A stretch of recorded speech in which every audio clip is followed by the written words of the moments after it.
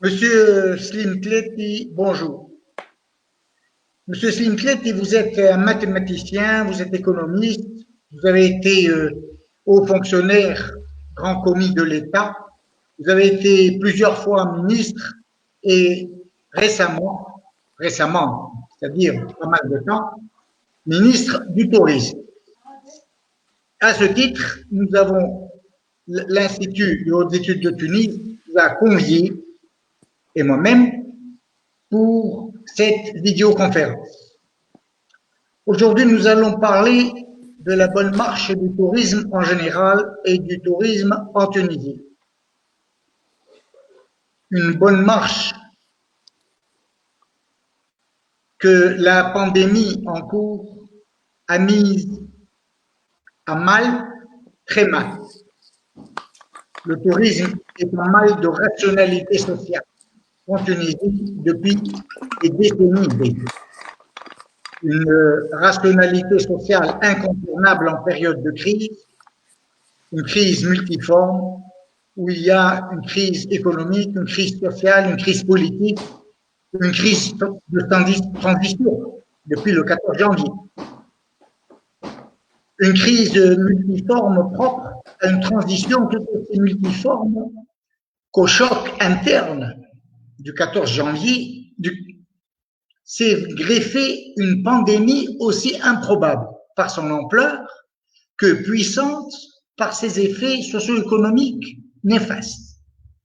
La pandémie a plongé le secteur dans une mode de dépression. Le pouvoir d'achat partout dans le monde recule, le sous-emploi explose, et plus spécialement dans le secteur du tourisme. L'appareil productif du secteur est en panne technique. Nous avions déjà fait le point au cours des précédents binaires. Nous allons tenter de faire le point du comment s'en sortir et rétablir la bonne marche d'un secteur mis à mal, je l'ai dit, par rapport à 3 décennies d'errement et de déviance sociale. Le rétablissement du secteur touristique efficient, socialement durable, vers une durabilité, ce rétablissement procède de celui des concepts stratégiques. Le premier concept, il est l'épistémologie. L'épistémologie parle des pratiques, des méthodes et des théories et des résultats des différentes sciences qui concernent un thème bien particulier, en l'occurrence ici le tourisme. Et à ce niveau, il convient de rappeler que l'économie, c'est notre domaine, c'est par définition l'ensemble des mécanismes et des relations qui président à la gestion optimale des ressources rares pour accroître le bien-être social. Tout est dit dans cette définition. Gestion optimale, ressources rares, bien-être social. Cette définition implique la recherche de l'efficience économique et l'efficience sociale propre au secteur du tourisme. 3 axes thématiques seront explorés. Le premier axe concerne l'ampleur et la structure de la dépression qui frappe le secteur du tourisme en général et la Tunisie en particulier. Le deuxième axe concerne la nature endogène de la stratégie qui inclut toutes les couches sociales. La stratégie inclusive en matière de tourisme suppose la prise en compte de l'ensemble des parties prenantes dans la construction du modèle social et économique pour un tourisme durable. Le troisième axe concerne la conduite séquentielle de la politique économique et sociale du secteur touristique. Du court au moyen terme, la vision stratégique opérationnelle et la planification décentralisée. À vous la parole, cher ami, de nous gratifier de vos conseils et de votre présence. C'est à vous. Merci, merci Sitar pour cette invitation. Merci également d'avance pour tous ceux qui nous suivent maintenant sur ce webinaire. Alors, la première partie, comme vous venez de me le demander, c'est de dire quelle est l'ampleur de cette crise dans le secteur du tourisme. D'abord, le secteur du tourisme dans le monde va connaître cette année une crise inédite, inconnue jusque-là. C'est le secteur réellement le plus impacté par cette pandémie du Covid-19. Et selon les dernières estimations de l'Organisation mondiale du tourisme, l'OMT, on parle d'une baisse, une baisse de la fréquentation des touristes internationaux entre 60 et 80%. Et surtout, et c'est ça, en fait, je crois, le cœur du problème, une onde de choc social. On parle d'une perte de près de 100 millions d'emplois et évidemment des pertes de recettes d'exportation d'environ 1000 milliards de dollars. Ça, c'est dans le monde. Alors, qu'en est-il pour la Tunisie? C'est ce qui nous intéresse. D'abord, le secteur du tourisme également est le secteur qui sera le plus touché par cette pandémie. Incontestablement, c'est le secteur qui sera le plus impacté et frappé par une intensité particulière. Alors, on parle d'une baisse de l'activité de près de 70%. Il ne faut pas oublier que cela vient après le choc de la crise qu'on a connue avec la faillite de Thomas Cook.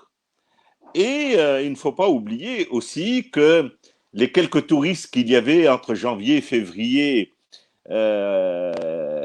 les agences de voyage ne vont pas payer leurs factures aujourd'hui. Samahi, Cécile, est-ce que vous pouvez aller un peu pour la photo, Alors, pour la positionnement? comme ça, c'est bon? Voilà, parfait. Oui, merci. Voilà, parfait. Merci. Donc, voilà.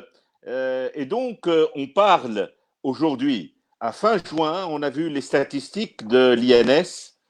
On a une perte de recettes en devises de 47%. Le FMI a fait des estimations de l'ordre de 1,4 milliard de dollars, c'est-à-dire une baisse de 75% de nos recettes sur toute l'année. Alors, donc, j'ai dit, sur les 6 mois, on a perdu 47%, sachant qu'en fait, les 6 mois ne représentent que 35%, les 6 premiers mois de janvier à juin, les recettes touristiques représentent à peu près 35% de la recette annuelle. Parce que, évidemment, le gros paquet, c'est juillet, août, septembre, représente à peu près 45% des recettes. Et donc, c'est pour cela qu'on a observé jusqu'à aujourd'hui que 47% des baisses, quand on aura terminé la saison de l'été, c'est-à-dire juillet, septembre, je crois qu'on sera probablement autour de 75% de recettes. Ne pas oublier que le tourisme participe pour près aujourd'hui de 25% dans la couverture du déficit de la balance commerciale. En 2010, pour mémoire, le tourisme représentait à peu près 50% de couverture de notre balance commerciale. Il a régressé, mais il représente quand même le quart de couverture. Alors, moi, je crois que pour conclure, sans aller dans différentes spéculations sur différents scénarios de reprise, je crois qu'il y a un consensus pour dire que grosso modo, en gros, l'année 2020 sera une année blanche. Alors, sur l'ampleur de cette crise, j'ai 3 remarques d'ordre qualitatif, en fait. Évidemment, l'hôtellerie, les agences de voyage sont fortement impactées. Et souvent, on considère que le tourisme, c'est les agences de voyage et les hôtels. Mais on oublie également le transport aérien. Tunisair est très fortement impacté. Donc, le secteur du transport, les taxistes dans les villes côtières, les agences de location de voitures souffrent. Elles ont aujourd'hui, elles doivent rembourser des factures de leasing. Elles ne peuvent pas le faire. Évidemment, les restaurants, les cafés, les discothèques, tout cela va être à l'arrêt, sans oublier évidemment le tourisme est un gros consommateur, le touriste, de produits de l'artisanat tunisien. L'artisanat tunisien vit en grande partie par les recettes du tourisme ou par les achats des touristes. Là aussi, on oublie les cliniques, le tourisme médical. La Tunisie reçoit à peu près 500 000 patients étrangers par an. Quand on a décidé le confinement et jusqu'à la date d'aujourd'hui, il n'y a pas de reprise de la patientèle étrangère. Évidemment, les centres de thalassothérapie également. Mais c'est tard, je voudrais faire un clin d'œil tout particulier aux oubliés de cette crise. Moi, je suis né, je viens d'une région touristique, je suis né à Nabeul, j'ai passé toute ma jeunesse à Nabeul et je sais ce que c'est que la plage. Et moi, ma préoccupation, c'est ces vendeurs ambulants qu'on voit sur la plage et dans les souks qui vendent les robes, qui vendent des petits palmiers aux touristes et qui vivent grâce à 2, 3 mois d'activité qui génèrent des revenus qui leur permettent de vivre correctement. Eh bien, ceux-là aussi sont les grands perdants de cette crise. Je voudrais aussi, nous savons ce qu'il y a sur les plages également, les chameliers, les balades équestres, les caléchiers. Et je voudrais peut-être te raconter, te faire un témoignage. En 2015, j'ai eu une discussion avec les caléchiers de Tozeur, qui vivent essentiellement de tourisme. Et tu sais quel était le dilemme, c'est Tahar? Le dilemme, me disait-il, ce caléchier, je n'ai jamais oublié, ça a été gravé dans ma mémoire. Il me dit, je ne sais pas, j'ai un dilemme entre nourrir mes enfants et nourrir ma bête, qui, elle, génère des revenus pour moi. Et vous voyez, donc, راس مالهم الناس هذم c'est leur bête, évidemment. هاك الحصان اللي يجبد في الكلاش. Et ces gens-là vont être impactés. On les oublie. Moi, je les appelle les oubliés de cette crise. Et on ne se rend pas compte que ce sont les gens les plus vulnérables et qui auront le plus de difficultés aussi à subvenir au minimum de leurs besoins. Évidemment, bon, je peux rajouter un dernier point qui me vient à l'esprit. Nos amis algériens qui viennent en Tunisie, lors de leur rentrée, font beaucoup de shopping. Ils achètent des habits, ils achètent des fournitures scolaires avant de rentrer pour leurs enfants, pour la rentrée scolaire. Eh bien, tout ça va disparaître cette année et on ne verra de reprise, en fait, on reparlera de tourisme très sérieusement qu'à partir du mois probablement d'avril de l'année prochaine. Alors ça, c'est ma première remarque. Qui sont, entre guillemets, les victimes de cette pandémie et de cette crise? Ma deuxième remarque, c'est tard. Vous savez que le tourisme représente à peu près 8% du PIB en Tunisie. En fait, une dernière étude commandée par la FTH et faite par KPMG dit que le tourisme, et c'est juste en fait, contribue pour 14% dans le PIB parce que si on considère les effets indirects comme le transport aérien, c'est ce qu'on appelle les comptes satellites du tourisme, le tourisme représente 14%. Bon, on ne va pas faire va pas discuter si c'est 8 ou 14 en tout cas. Mais ce que je veux dire, en fait, c'est des moyennes, ça, mon ami. Et j'aime pas beaucoup les moyennes. Je suis mathématicien et je sais que les moyennes ne signifient pas grand-chose. Pourquoi? Et je vais te donner juste un exemple. Tous les hôtels aujourd'hui à Gerba sont fermés. Et le tourisme à Gerba représente 50 à 60% de l'activité économique de l'île. Et donc, quand on dit 14%, pour Gerba, c'est une perte de 60% de son PIB, de sa valeur ajoutée, de son économie. Et donc, il y a des régions qui sont fortement dépendantes du tourisme et qui sont très fortement impactées. Voilà mes deux remarques. La troisième, c'est simplement une concordance malheureuse du calendrier. Après 5 mois de basse saison, à partir du mois de novembre, on reprend grosso modo au mois d'avril. Et là, on reprend très fortement. Nous avons un tourisme très saisonnier. Et donc, après cette basse saison, ce creux classique que nous rencontrons, au moment où on s'attendait à une reprise, le Covid arrive, le confinement, et donc un coup de grâce à la reprise de l'activité. Voilà donc la situation.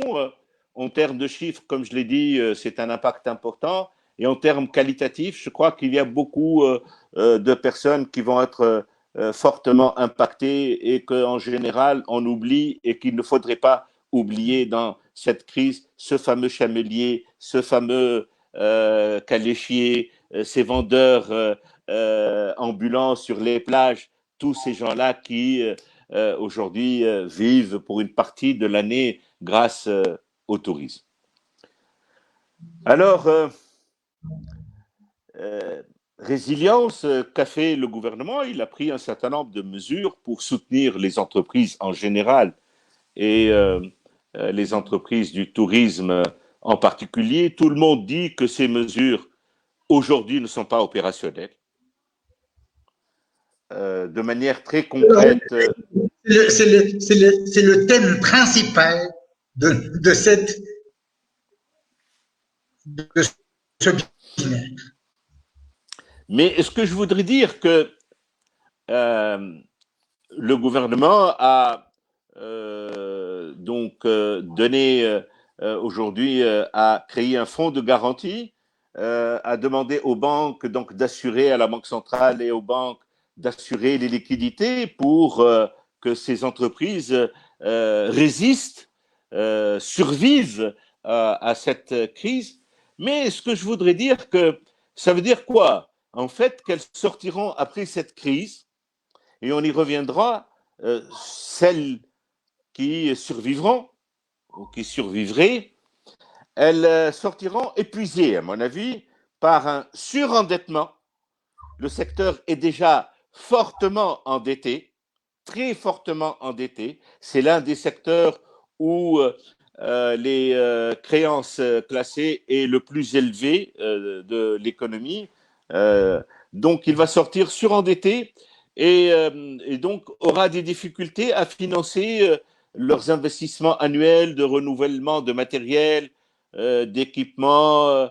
Il y a dans le secteur tourisme, il y a des investissements cycliques. On a besoin de maintenir la climatisation, l'électricité, de nettoyer, de badigeonner, de maintenir le système de chauffage, de climatisation, la piscine.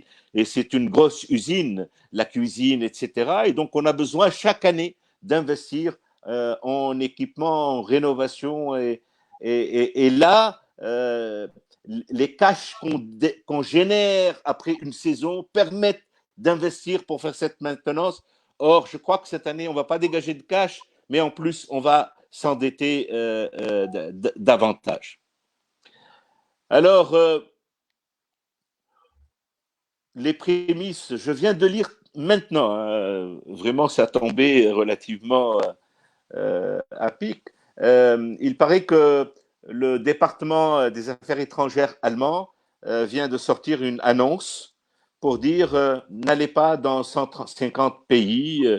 Il recommande très fortement de ne pas envoyer des touristes dans 150 pays, dont la Tunisie, alors que nous Et sommes la Belgique classés. aussi. Pardon? La Belgique aussi. La Belgique aussi. Oui, alors il y a en fait deux raisons à cela. Une vraie raison et une arrière-pensée. Bon, donc, TUI vient d'annuler tous les vols, puisqu'il y a cette forte recommandation. Parce que quand les affaires étrangères font ce type de recommandation, c'est-à-dire que derrière, les assurances ne prennent pas en charge les assurances pour les agences de voyage, s'il y avait un problème. Et donc, personne ne veut prendre de risques. L'arrière-pensée maintenant, bon, je comprends que ces pays-là prennent des précautions en ce qui concerne cette pandémie, alors que notre situation est meilleure que la leur. Mais en fait, il y a une arrière-pensée, c'est tard. Ils veulent garder leurs touristes, leurs citoyens chez eux pour relancer leur tourisme plutôt que de relancer le nôtre, malheureusement.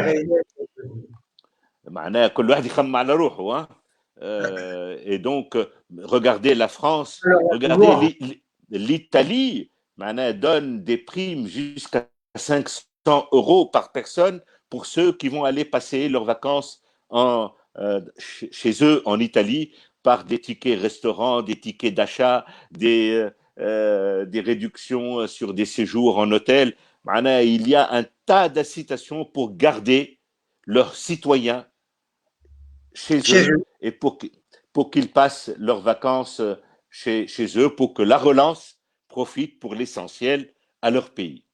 Donc voilà, c'est pour cela, je crois que comme je l'ai dit, bon, cette année, grosso modo, sera, je crois, une année blanche. Il y aura peut-être un peu de tourisme local, mais dans les meilleurs des cas, quand la saison est excellente et bonne, le tourisme local représente 20%. Et donc, ce n'est pas le tourisme local qui va sauver la saison. Alors, si tu veux, on peut passer au troisième point. Quel type de relance et quelles sont les perspectives d'avenir? C'est ça, en fait, ce qui est important, c'est résister. Mais la question préalable, et j'ai oublié, c'est d'abord, je voudrais rappeler préalablement que l'après-corona dans le secteur du tourisme est en fait bien avant le corona. On parlait bien avant cette crise de transformation du secteur, de refondation du secteur. Et moi, je crois que cette crise a agi encore une fois comme un révélateur supplémentaire d'un vieux constat que nous faisons depuis quasiment une dizaine d'années, celui de notre modèle de développement. Tu en as parlé tout à l'heure sur le modèle de développement, on va en parler, qui a été conçu depuis plus dans les années 70, c'est-à-dire qu'il y a 50 ans d'âge, et qui est devenu tard, qui est venu complètement obsolète et caduque. Un tourisme de masse balnéaire à bas prix. Nous sommes la destination la moins chère du bassin méditerranéen et qui est devenu très peu performant économiquement. Un secteur qui, au fil des années, est devenu très fortement endetté. Voilà la situation. Et donc, cette situation existait bien avant. Ces constats, on les avait faits bien avant cette crise du Covid. Et donc, depuis longtemps, on a dit que ce modèle de développement est devenu caduc. Alors, nous devons, comme tu l'as souligné, réinventer un nouveau modèle de développement, je crois, en rupture. Pour moi, en rupture réellement avec l'ancien. Et on va en parler de quelques fondements tout de suite après. Mais auparavant, Tahar, je voudrais répondre à une question importante, en fait. Une question qui devient un vrai discrédit. On parle depuis longtemps, comme disent certains, ad nauseam. Ça veut dire jusqu'à la nausée, carrément. Et on n'y arrive pas. Pourquoi est-ce qu'on parle de cette transformation, de la nécessité de faire des réformes, et à part quelques initiatives réellement ça et là novatrices, pourquoi est-ce qu'on n'y arrive pas? Est-ce qu'on manque d'idées? Je ne le crois absolument pas. Je ne crois pas qu'on manque d'idées et j'évoquerai de mon point de vue 4 raisons essentielles. Pourquoi est-ce qu'on n'y arrive pas? On en parle depuis longtemps et on n'y arrive pas. Une première raison est relative à la situation politique du pays. Il faut rappeler que nous avons connu jusqu'à la date d'aujourd'hui, je crois, une dizaine de gouvernements. J'ai comptabilisé à peu près 8 ministres depuis 2011 du tourisme et aucun n'a eu vraiment le temps d'engager sérieusement des actions dans le cadre d'une vision globale. Aucun. Rien.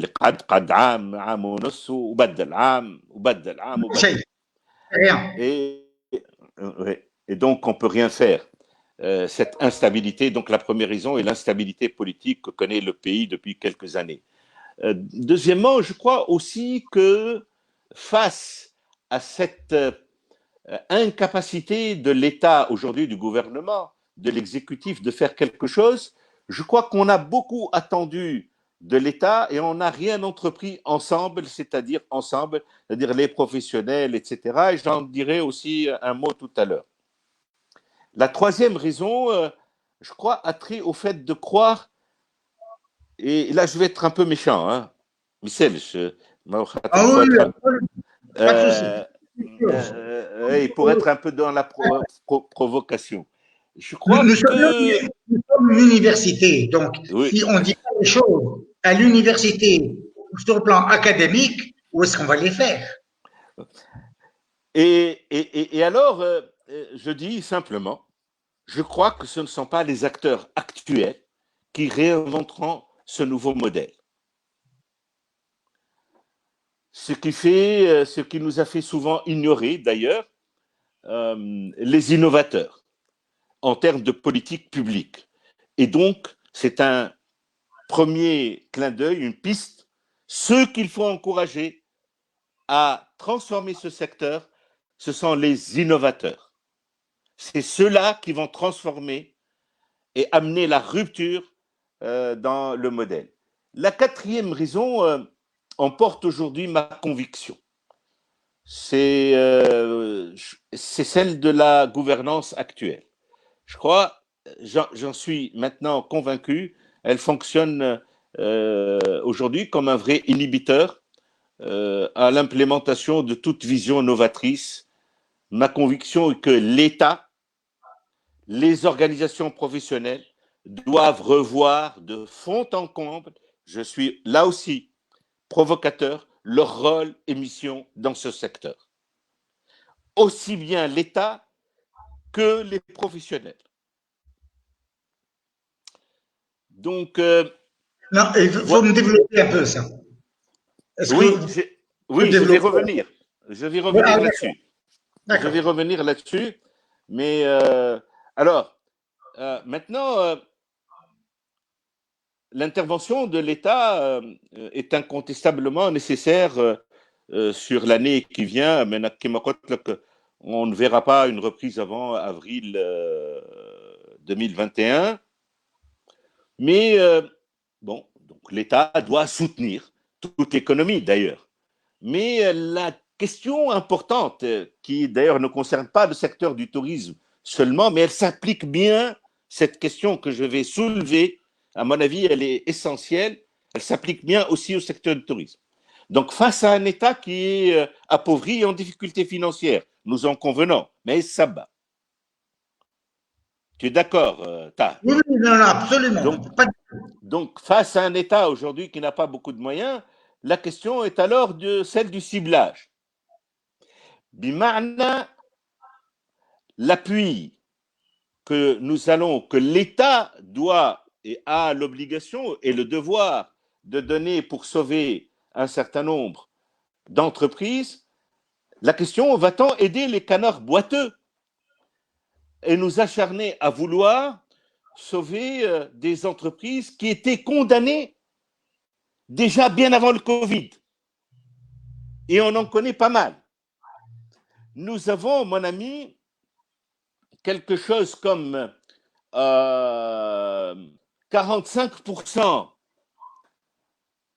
des entreprises, des hôtels, aujourd'hui, qui sont classés en classe 4 et 5.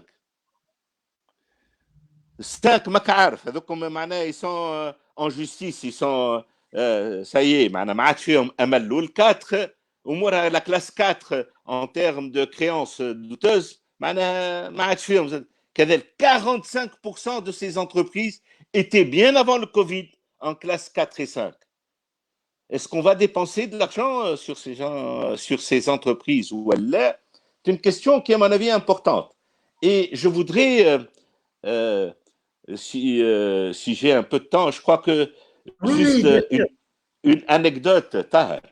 Femme a fait médecine, une spécialité qui s'appelle la médecine de catastrophe. Quand un médecin, c'est des réanimateurs en général, arrive sur une scène de catastrophe, un tremblement de terre, un immeuble qui s'est effondré, un grand incendie, des choses comme ça. L'essentiel, c'est de faire le tri, c'est-à-dire sauver ce qui est sauvable et laisser mourir gentiment. On ne perd pas de temps et on ne donne pas, on ne mobilise pas de moyens pour ceux qui sont quasiment condamnés. Quand on trouve quelqu'un où il n'y a plus rien à faire, il est en train d'agoniser, on lui fait une piqûre de morphine pour qu'il ne souffre plus. Pourquoi? Parce que le temps est important et les moyens, il faut les dédier à ceux qui sont sauvables. En économie, c'est la même chose. Je fais un tout petit peu du Schumpeter, la destruction créatrice, c'est-à-dire laisser mourir les entreprises où il n'y a plus rien à faire. Et la grande question importante, à mon avis, en termes de politique publique, qui doit faire le tri? Fait le médecine, des gens formés qui font le tri sur une scène qui m'appelle de catastrophe, des réanimateurs, des médecins spécialistes, donc ils font le tri. Qui va faire le tri compte tenu de la rareté et la modicité des moyens, qui on va aider et qui on va laisser tomber. Alors, je vais revenir maintenant sur le moyen et long terme. Bon, sur le court terme, il y a la problématique et le soutien qu'il va falloir donner. Sur moyen terme, quelles sont les pistes de réflexion sur ce nouveau modèle? Annie Jake, et je vais en terminer sur ça, si tu permets. Oui, bien sûr. D'abord, je crois que ce modèle doit être pensé en tenant compte de trois principales données ou à la contrainte. Et de temps en temps, souvent, on en oublie 2 sur 3. D'abord, la première donnée ou à la contrainte, nous sommes dans un monde qui a changé depuis longtemps. Les attentes des clients ont changé. Le tourisme que nous avons connu, toi et moi, il y a 20, 30 ans, n'est plus le même. Ces modes de consommation ont changé. Il va plutôt sur de courtes périodes aujourd'hui. C'est 2-3 jours. Dans le temps, ils prenaient 10-15 jours de vacances, les gens, pour aller dans une destination. Les modes de distribution des produits touristiques ont aussi beaucoup changé. 8 touristes sur 10 choisissent leur destination sur le web. Les agences de voyage, mais le choix, les comparaisons se font sur le web aujourd'hui. La compétition est importante. L'offre sur le bassin méditerranéen a été multipliée par grosso modo 3. Hein. Aujourd'hui, il y a beaucoup de nouvelles destinations qui ont émergé. Et donc, ces changements, il faut en tenir compte d'abord. Et encore davantage, je crois qu'après cette crise du Covid, les attentes et des clients, ces clients vont changer. Ils vont aller vers aujourd'hui des destinations safe en termes de sanitaire. Ils vont aller vers des destinations qui respectent l'environnement, etc. Et donc, il va falloir en tenir compte. La deuxième contrainte, donc la première, c'est un monde qui change, un monde, le marché, l'offre, la demande a changé. La deuxième chose, c'est que nous avons des contraintes de ressources naturelles.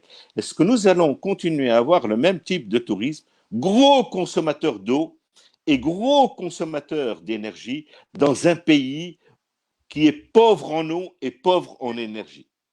Le touriste, et pauvre en eau. Pauvre en eau et en énergie. Le touriste tunisien, le touriste en Tunisie consomme à peu près, hein, je te donne un chiffre, à peu près 500 litres d'eau par jour. Il faut savoir que la consommation moyenne du Tunisien est de l'ordre de 120-150 litres par jour. Donc le touriste consomme 3 fois plus dans un pays qui n'a plus beaucoup d'eau, Habibi. La troisième la contrainte, et qu'on oublie très souvent aussi, والناس يسخلوها كلام فارغ, هي les changements climatiques. Nous avons ces tahar, et on l'observe, une côte en érosion aujourd'hui. Nous sommes en train de perdre nos plages. Il y a une étude fortement intéressante qui a été faite par le forum Ibn Khaldoun. Sissel Miledi عمل حاجة على l'économie bleue de la mer, معناها, et nos côtes sont en train de s'éroder. Et donc, un tourisme basé sur le balnéaire qui, dans quelques années, va disparaître, et une Méditerranée qui est fortement polluée, etc. Voilà les contraintes qui doivent encadrer nos choix de ce nouveau modèle de développement. Et alors, quelles sont les pistes de réflexion?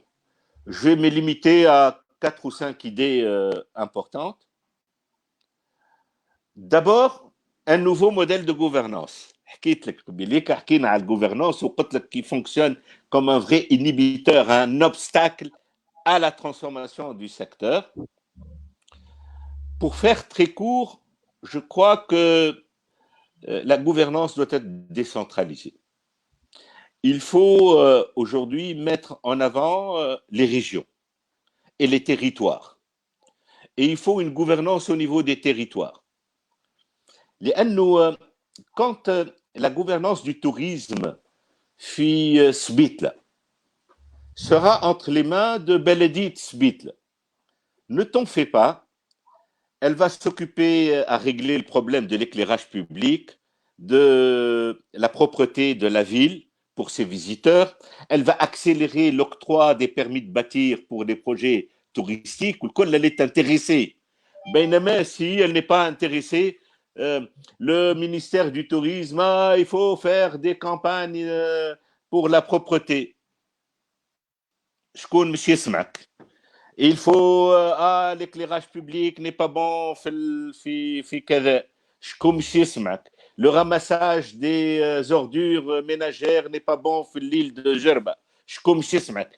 Quand les gens qui gèrent, quand la gestion du secteur va être entre les mains des autorités locales, et je n'invente rien. En fait, tu sais très bien que dans beaucoup de pays, dans la plupart des pays aujourd'hui, la gouvernance est territoriale.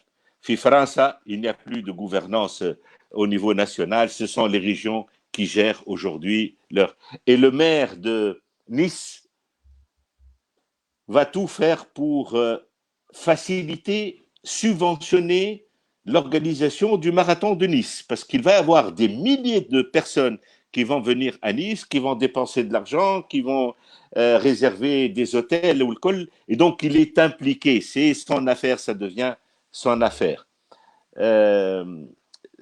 Par ailleurs, donc la gestion doit revenir au territoire et au niveau des territoires. Et je crois que les structures, on en a parlé depuis longtemps, l'ONTT, l'Office du tourisme, le ministère du tourisme, les fédérations professionnelles, qui sont émiettées, j'espère qu'elles finiront par créer une union des métiers du tourisme. La fédération d'hôtellerie Wahada, la fédération des agences de voyage Wahada, la fédération des restaurateurs Wahada, les loueurs de voitures Wahada.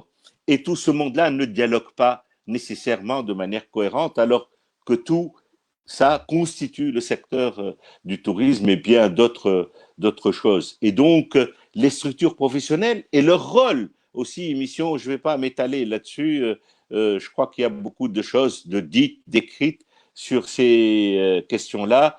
Ces missions doivent être revues et doivent évoluer. J'ai une autre idée également, c'est un nouveau modèle d'aménagement du territoire qui doit permettre de mettre en valeur aujourd'hui, c'est ce qu'on appelle la mise en tourisme, de l'immense potentiel de richesse que nous avons sur tout le territoire tunisien et qui est très peu utilisé. On a une richesse en termes de patrimoine historique incommensurable et qu'on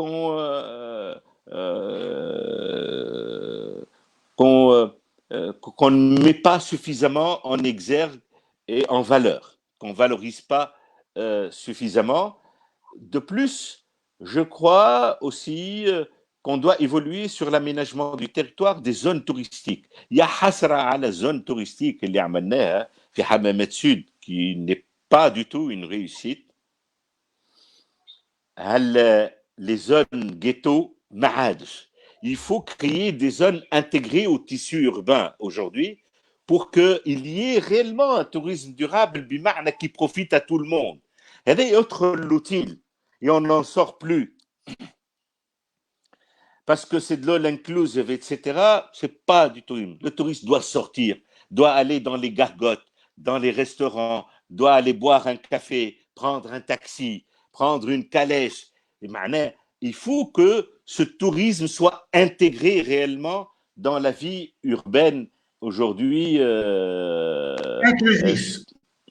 Voilà. Et donc, l'aménagement aujourd'hui des zones touristiques, il faut une nouvelle philosophie dans l'aménagement des zones touristiques. Maintenant, juste des mots-clés, parce qu'on en parle depuis très longtemps, évidemment. Les piliers de cette vision, c'est également la diversification du produit. Nous avons un tourisme balnéaire pour l'essentiel, un tourisme de masse, low cost, c'est pas aussi une insulte, c'est un fait. Nous sommes la destination la moins chère de la Méditerranée aujourd'hui. Et pour cela, je passe à la deuxième considération, au deuxième pilier. Donc, première diversification, qualité. Quand je dis bas niveau, le revenu par touriste aujourd'hui est extrêmement faible. Parce que nous sommes une destination low cost, tout simplement. Et pour monter en gamme, il faut améliorer la qualité. Et donc, la question de la qualité va être une question aussi importante. Le troisième point, c'est la stratégie marketing de la destination. Dans une stratégie, je pense qu'elle est relativement classique. Aller participer à des salons, c'est terminé. Plus personne ne va dans les salons aujourd'hui. Les gens vont sur le net aujourd'hui, ils voient des vidéos, ils vont plutôt croire à leur père, c'est-à-dire à la TripAdvisor où il faut quels sont les avis positifs sur tel hôtel ou sur tel autre. Et donc, c'est une nouvelle façon de faire. Aujourd'hui, donc, il faut passer, tout simplement, c'est un mot, encore une fois, éculé, قلناه وعاودناه, لكن ما عملنا فيه حتى شيء, passer au marketing digital. On a un reach, on atteint plus profondément les gens et aussi on va atteindre en ciblant les besoins des demandeurs. Et je dois rajouter également un marketing territorial. Le marketing de la destination Tunisie, il faut faire le marketing de Gerba. Gerba est une destination. Le marketing de Hamamet, de Sousse, de Perouet. Et demain, le classique, le marketing de Gassri, de Jendouba, où il y a des choses merveilleuses, de Beige à découvrir. Et évidemment, le marketing du Sahara, de Tozer, Lyoum et de Châteaugirid, etc. Et donc, on peut aujourd'hui créer plusieurs destinations et faire du marketing territorial. Alors, on ne peut pas terminer sur ces éléments de la vision de ce nouveau modèle de développement sans régler et résoudre cette question endémique. Quand j'étais ministre, on commençait à en parler et ensuite, chaque année, on en parle, cette question de l'endettement du secteur. Trop d'entreprises aujourd'hui sont bloquées. Le secteur n'est plus finançable aujourd'hui. Il est considéré par les banques comme étant un secteur à risque, puisque dans les faits, le taux d'impayé par rapport à l'encours bancaire, cher ami, il est de l'ordre de 50%, c'est-à-dire 50% de l'encours bancaire aujourd'hui est un encours cramé ou quasiment classé. Alors, البنوك باش يقولوا لك لا عن اقل عن يمكن 25 ولا 30% parce que beaucoup de banques ont planqué leurs dettes chez les entreprises de récupération, de recouvrement. Et donc, خرجوهم من البورتفeuille نتاعهم, ils sont ailleurs. Bon, مخ الحكايه c'est près du 50%. Ça ne change rien. Ça ne change rien. Et donc, le secteur n'est plus finançable.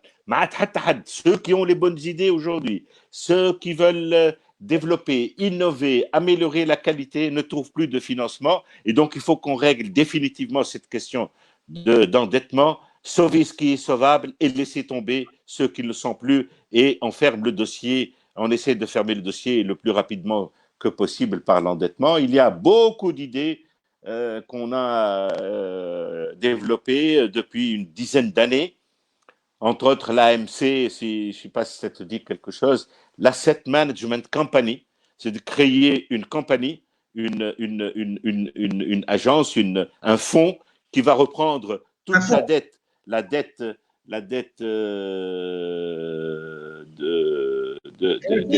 banques, et c'est elle qui gérera cette dette. Et on repart de zéro.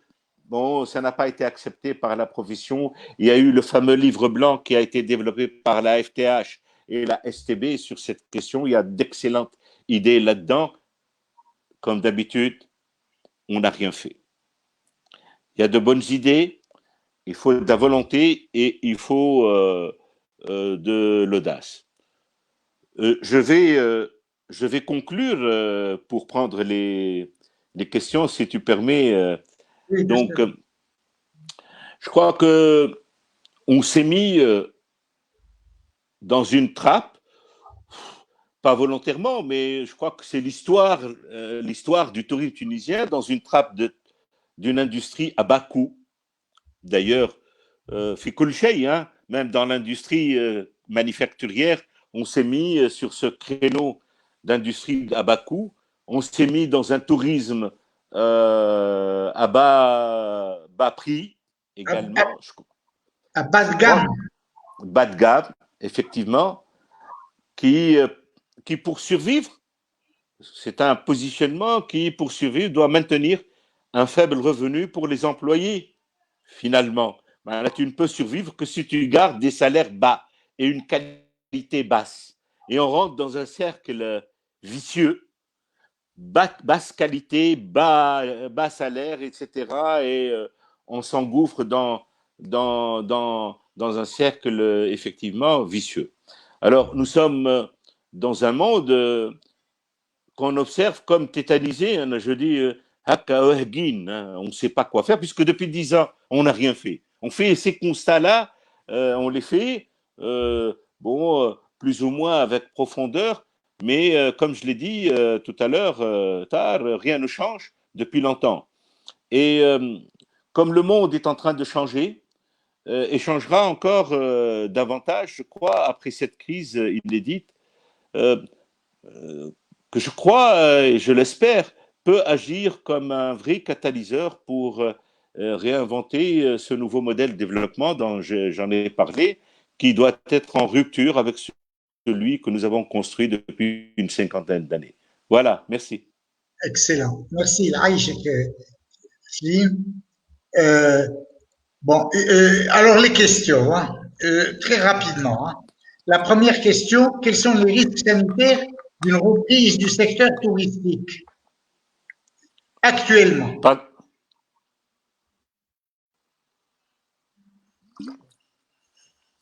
Quels sont les risques j'ai pris sanitaires? une gorgée d'eau. Oui, heureusement. Quels sont les risques? Alors, quels sont les risques sanitaires d'une reprise? Hey. Oui. Là, aujourd'hui, la semaine prochaine. Alors, oui. Alors, rapidement. Comme a priori, nous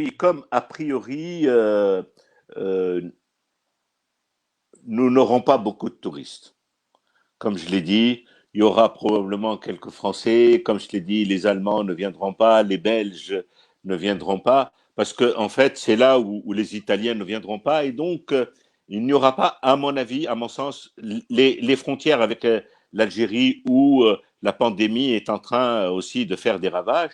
Donc, je pense qu'on n'aura pas beaucoup de risques. Il y aura un risque pour les Tunisiens résidant à l'étranger qui vont rentrer et pour lesquels je crois qu'il y a des dispositions qu'il faut qu'eux respectent et que leur famille respecte, etc., la distanciation, les règles d'hygiène, etc. Et donc, à mon sens, oui.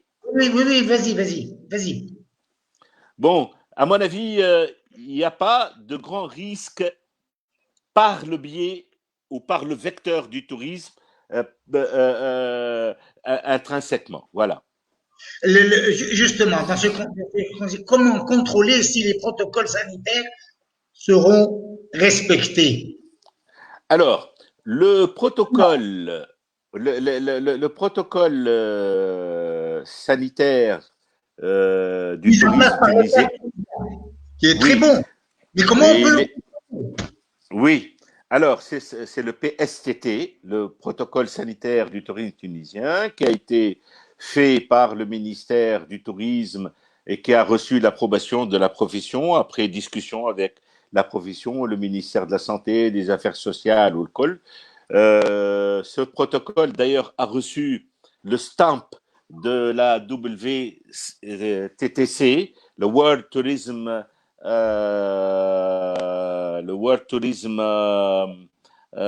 Center ou organisation. Bon, alors, il est appliqué par les entreprises hôtelières et en fait, c'est le ministère du Tourisme, par l'intermédiaire des inspecteurs, il y a donc une inspection qui vont faire continuellement le contrôle sur le respect de ce protocole sanitaire. Maintenant, ce qu'il faut comprendre également, c'est une question intéressante, c'est Ahmed Ben Saad, j'ai vu maintenant, qui a posé cette question, Barakallahu fi. Moi, je tournerai la question et je dirais que ce protocole devrait être contrôlé et respecté par les opérateurs eux-mêmes parce que c'est leur intérêt. Parce que s'ils ne le respectent pas et qu'il y a des infections dans leurs hôtels seront fermés. Ça y est, c'est terminé, leurs hôtels seront fermés et ils seront les premiers touchés. Et donc, leur intérêt, c'est de respecter ces protocoles parce que c'est ce qui va préserver d'abord et leurs ouvriers et leurs clients. Voilà. Il y a une question là de Zayn, c'est comment peut-on alléger les protocoles? Parce qu'il est quand même assez très contraignant. Moi, ce matin, j'avais des amis, des Tunisiens d'ailleurs, qui vivent en France, et ils doivent rentrer en Tunisie pour voir la famille, parce que ça fait une année, il y en a un, ça fait 2 ans qu'il n'a pas mis les pieds en Tunisie, mais, mais c'est très contraignant. Est-ce qu'on peut pas l'alléger un peu? Bon, on peut l'alléger sur certains aspects. Entre autres, moi, je crois que d'abord le fait d'exiger aujourd'hui des tests pour certains pays avant de rentrer, c'est des précautions. Si la pandémie reprend, s'il y a un rebond de la pandémie, et le ministre de la Santé a déclaré, je crois, hier, qu'il est probable aussi qu'il y ait une reprise et un rebond de cette pandémie euh, euh, au cours de l'automne prochain. Ça va être catastrophique sur le plan économique et donc plus on prend de précautions aujourd'hui, plus on évitera demain des impacts qui seront insoutenables pour nous. Maintenant, on peut simplifier un peu, مثلا, sur les taux d'occupation dans les hôtels. Il y a le mushkila, c'est qu'on a mis des taux d'occupation de 50%, par exemple, dans les restaurants, dans les hôtels. Et il n'est pas évident qu'à 50% de taux d'occupation, l'hôtel puisse être rentable. Rentable. Voilà, justement, il y a des questions là-dessus, à ce niveau, qui est Oui. très intéressant. Est-ce que, par exemple, que des touristes ne soient pas placés en confinement à leur arrivée, est-ce que c'est pas un peu prétentieux? Alors, on a classé les pays émetteurs en 3 catégories, zone verte, orange et rouge. Pour les gens qui viennent des régions et des pays classés verts, il n'y a pas d'obligation de confinement. Par contre, pour les gens qui viennent des zones rouges, le confinement est obligatoire. J'ai un frère qui est connu, le coach de l'équipe nationale il y a quelques années, qui est maintenant le coach de l'équipe nationale du Koweït. Il vient du Koweït, il doit passer ses 6 jours, 7 jours en confinement dans un hôtel avant de rejoindre la famille. Ça fait une année qu'il n'a pas vu sa famille. Mais bon, ça c'est aussi une précaution, pas pour le pays seulement, pour lui, parce qu'il va, si Allah qadar quelqu'un qui arrive d'une zone rouge et qu'il est infecté, il a infecté toute sa famille derrière, ou le col, et donc c'est aussi préserver l'intérêt des proches que de le faire. Oui. Il y a une question de Farah. Euh, Malgré les incertitudes liées à l'évolution de la pandémie, des millions de logements particuliers, c'est en marge du tourisme hôtelier. Ils sont mis en location pour des vacances. Comment ce créneau pourrait influencer le secteur? C'est vrai. Quels sont les risques en fait aussi? En fait, il y a pas de risque. C'est-à-dire, en fait, ce qui se passe, c'est qu'il y a une partie, semble-t-il, je n'ai pas de statistiques précises, importantes de gens qui allaient auparavant dans les hôtels et qui, pour des raisons de crainte, de risque, de contamination, préfèrent cette année aller louer une maison et donc il évite tout risque. Et donc, les locations de logements en particulier je crois, Farah a raison, a explosé cette année. Beaucoup de gens vont changer un peu leur choix. Au lieu d'aller dans un hôtel, bon, ils vont aller dans une maison de location au bord de mer. Voilà. Nous, on a posé la question qui était subsidiaire à tout ça, c'est quelles sont les conséquences au niveau des coûts et au niveau de la rentabilité de cette crise. de, de cette démarche. De cette démarche sur le protocole sanitaire. Pour le sanitaire et l'impact sur le secteur au niveau de la rentabilité des hôtels, etc. Alors, oui, alors, évidemment, Les hôtels vont diminuer puisqu'il y a des gens qui vont préférer aller chez le citoyen. alors, il y a évidemment le protocole sanitaire a un coût. Dans les hôtels, il va y avoir un surcoût. Il y a probablement, l'autre jour, je parlais avec Mehdi Aleni, il peut y avoir, à cause du protocole sanitaire, aujourd'hui, une exigence d'avoir un peu plus de personnel sur certains services, notamment la restauration, puisque avant on était sur les buffets, et maintenant il n'y aura plus de buffets, on sera servi sur les tables, etc., pour les raisons de distanciation ou le col. Et donc, il y a des surcoûts à cause de cela, indépendamment du fait que il faut avoir de l'hydrogel, il faut avoir des masques pour les employés, etc., etc. Donc, il y a un coût. En plus, l'exigence d'avoir 50% de taux d'occupation, alors que pendant la saison estivale, les taux d'occupation avoisinaient 100%, c'est aussi une baisse importante de la rentabilité. C'est ce qui fait réfléchir certains hôteliers pour dire, dans ces conditions, il vaut mieux garder l'hôtel fermé.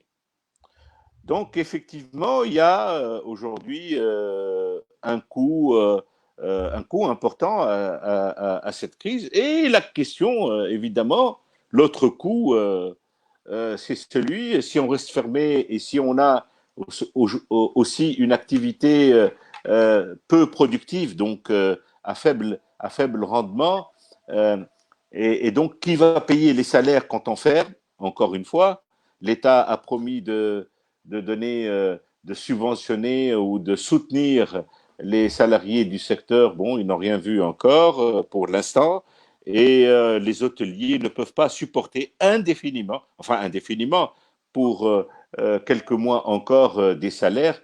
Et donc, en fait, la question principale, c'est une question sociale.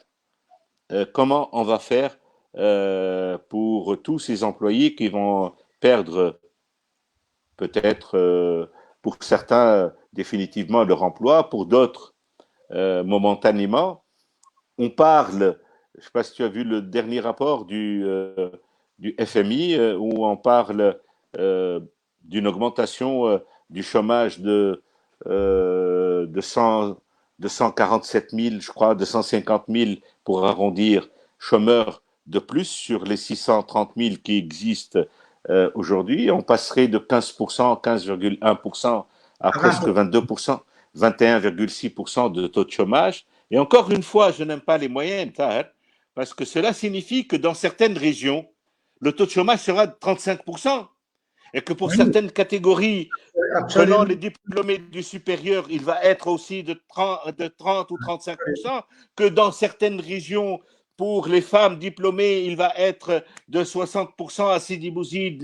Les filles diplômées du supérieur à Sidi Bouzid vont avoir des taux de chômage de 60%. Que signifie 20% en moyenne de taux de chômage? Il va y avoir des points où cette crise va impacter de manière très forte dans certaines régions et pour certaines catégories. Donc, coût économique et coût social élevé. Cécile, peut-on vraiment espérer, je reformule la question de Simortar, je me le permets, espérer sauver les immeubles en quelque sorte. Alors, oui, bon, je vois la question. Sauver la saison, très honnêtement, je ne le crois pas.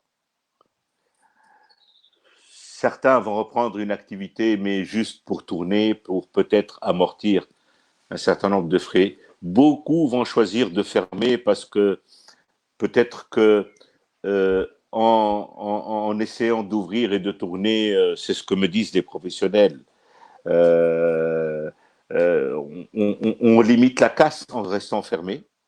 Et la vraie question maintenant, qu'est-ce qu'on fait pour sauver ces employés qui ont derrière eux C'est une ça, le gros famille, problème social. qui ont devant eux à la fin de ce mois l'Eid, on bat la rentrée scolaire, il y a des dépenses traditionnelles que le Tunisien fait.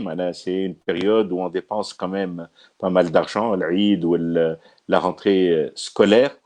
Ma préoccupation est fondamentalement celle-là et je crois que l'État doit faire quelque chose.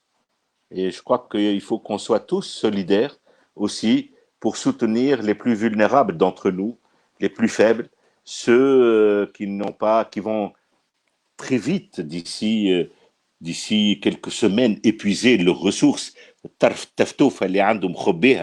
Il va l'épuiser. Et donc, il faut qu'on pense à cela, à nos concitoyens qui sont dans le besoin, qui sont, tu sais que les inégalités vont se creuser après cette crise. La pauvreté, déjà, on le voit, va aussi s'approfondir. Et donc, c'est à cela qu'on nous devons consacrer tous les efforts. Oui. Il y a une question qui est très intéressante. Euh, Comment casser la saisonnalité des destinations? Mais ça, c'est pas du très court terme, ça. Oui, effectivement, c'est du moyen terme. C'est ce qu'on a dit tout à l'heure. La destination est aujourd'hui une destination balnéaire et donc fortement saisonnière, puisque, comme je te dis tout à l'heure, les recettes sur les 3 mois, on fait 50% de nos recettes se font 45. 50% pour arrondir se font sur les 3 mois de nos recettes. Et donc, اليوم عنا la diversification. Et la diversification, on a les moyens de diversifier, sauf qu'on ne l'a jamais développé. Le Sahara, à 2 heures d'avion de l'Europe, on est en plein désert et nous avons l'un des plus beaux déserts. Le désert, sans être insultant vis-à-vis de nos frères et amis marocains, le désert tunisien n'a rien à voir avec le désert marocain. Nous avons un désert de sable, de dunes qui est très beau. Et donc, le Sahara est une destination. Lyoum, comment créer des circuits, sur les sites historiques. Et Lyoum, comment on créerait on avait parlé à ce moment le circuit des îles. Nous avons des îles qui sont intéressantes en Tunisie, le circuit des îles. Comment créer un circuit écologique aujourd'hui, le tourisme durable vert, l'agri-tourisme. Et Lyon, on peut faire aujourd'hui, Tarf, France, ils le font. Lyon, faire des circuits viticoles où on fait Économie, des, des dégustations de huile d'olive, de vin, le vin, oui, bien sûr. d'agrumes, je ne sais quoi. Il y a une diversité potentielle qui existe et qu'on n'est pas en train d'exploiter. Et donc, ce tourisme-là n'est pas lié à l'été, n'est pas lié au balnéaire. C'est un autre tourisme, le tourisme de trekking, le tourisme sportif, le tourisme des congrès et des conférences internationales, amener des multinationales à faire leurs congrès en Tunisie. Tout ça, cette diversification va élargir et occuper le pays pendant toute l'année et pas seulement pendant 4 mois. Et encore, quel est le taux d'occupation? Nous avons un tourisme balnéaire et donc nous avons un taux d'occupation qui oscille entre 30 et 40%. Quand j'étais ministre du Tourisme, j'étais à peu près à 55%. On est descendu aujourd'hui à peu près 40% de taux d'occupation, c'est-à-dire qu'il y a un gaspillage. Il y a 60% de la capacité ne génère pas de l'argent aujourd'hui. Absolument, absolument, Voilà. absolument. Merci beaucoup, Cécile, pour cette prestation. La question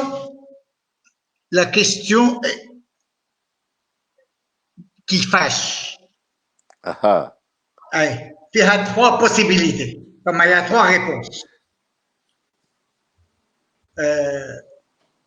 Est-ce que tu es optimiste, ou bien neutre, ou pessimiste pour le secteur, à court terme et à moyen terme? Je suis évidemment optimiste. Nous avons c'est pas simplement de le dire, mais nous avons un très beau pays. Nous avons un potentiel énorme que nous n'arrivons pas à valoriser. Et nous avons des compétences également. Nous avons des hommes qui ont de la vision. Nous avons beaucoup de jeunes qui veulent innover et qu'il faut soutenir. Là, on voit des projets dans le secteur du tourisme aujourd'hui, des initiatives extraordinaires d'une intelligence éblouissante. Et c'est ce qui fait que je suis optimiste. Mais sur le court terme, je suis plutôt plus que prudent, je suis inquiet. Je suis inquiet sur le court terme et c'est pour cela qu'il va falloir mobiliser et comme je l'ai dit tout à l'heure, de manière intelligente, comme on n'a pas les sous aujourd'hui qu'ont de grands pays ou de grandes régions comme l'Union européenne, les milliards, les dizaines, les centaines de milliards d'euros qu'ils vont déverser pour soutenir leur économie. Nous n'avons pas ces moyens-là. Et donc, tout est dans la finesse aujourd'hui, tout est dans l'intelligence, dans le ciblage pour soutenir ce qui est réellement sauvable et ce qui va faire le futur. Le futur. Et je te donnerai juste un exemple, cette question du ciblage, je ne l'ai pas dit tout à l'heure, pour mettre juste les idées pour ceux qui nous suivent aujourd'hui. Je prends 2 exemples. Tu sais que le gouvernement français soutient de manière importante Renault et le secteur automobile en général. Eh bien, ils ont mis des conditions à ce soutien. Chouf qui fait, on soutient un secteur en préparant l'avenir. Et c'est ça ce qui est important. J'ai au cas où 2 choses. Où on va soutenir et en donnant une prime à la casse importante pour les moyens revenus et les faibles revenus. Premier ciblage. Donc, اللي نجم يشري رانج روفر ربي يزيدوا الدولة مش تعاونوا.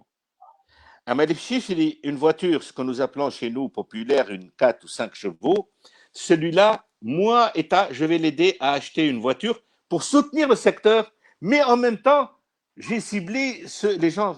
Deuxième ciblage qui est important. Je donnerai encore plus de sous, c'est 3 000 €, je crois, de prime, pour ceux qui achètent une voiture électrique.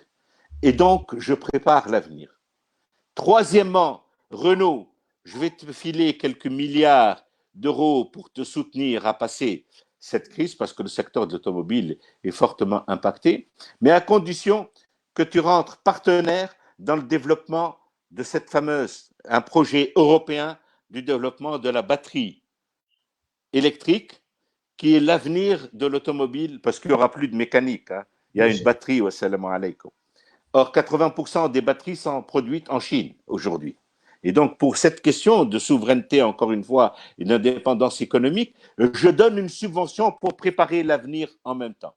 Deuxième exemple, j'en termine, parce que c'est intéressant de voir comment aussi font les autres pays. L'État français va injecter 7 milliards d'euros pour soutenir Air France. Oui.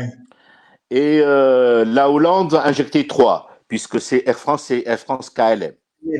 Donc 10 milliards d'euros. Tu te sais, 10 milliards d'euros, c'est pratiquement le budget tunisien, presque. Mais à condition, à condition de diminuer votre empreinte carbone. Vous, transport aérien, vous devez vous inscrire dans une, aujourd'hui, démarche futuriste qui est diminuer l'empreinte carbone des activités économiques. Alors, comment? Je ne vais pas rentrer dans les détails, mais par exemple, en supprimant toutes les lignes qui font moins d'1 heure de vol. C'est le train. Et en même temps, ils soutiennent l'activité ferroviaire. Sauf qui fait l'intelligence des politiques publiques. Voilà, et donc, ce que je pense sur le court terme, il nous faut des politiques intelligentes, audacieuses, et quand on est en face d'une rareté des moyens, c'est là où l'exigence d'audace et d'intelligence devient prégnante. Merci beaucoup, Cécile. Vraiment, merci. L'Institut d'études de Tunis vous remercie de bien vouloir participer à ce binaire.